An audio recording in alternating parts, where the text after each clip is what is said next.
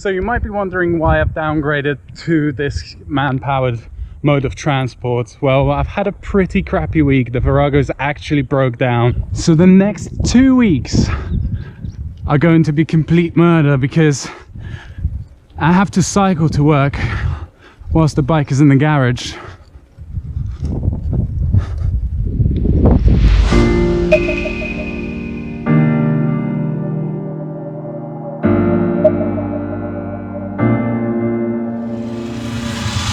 So, what's actually wrong with it?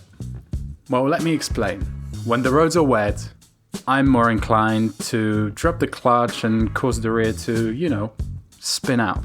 This, however, puts extra stress on the engine, and as I have learned the hard way, the whole shaft drive setup.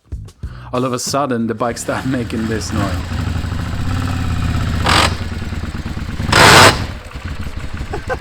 Now, this wouldn't happen all the time.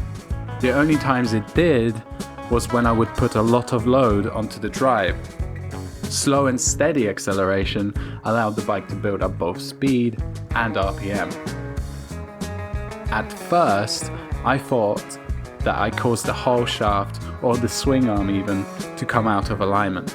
Maybe it was the splines on either end of the drive shaft after my fuck up with the oil mounts.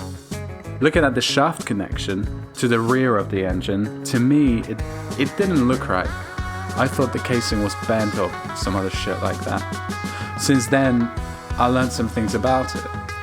The swing arm actually needs the gap and the bend towards the front because as the bike bounces on different roads and terrains, it allows the swing arm to travel.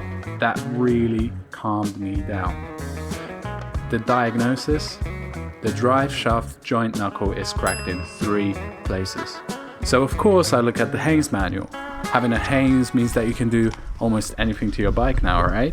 The final drive unit requires special tools to measure and adjust gear backlash. The procedure is complicated and should be done by a dealer service department or other qualified shop.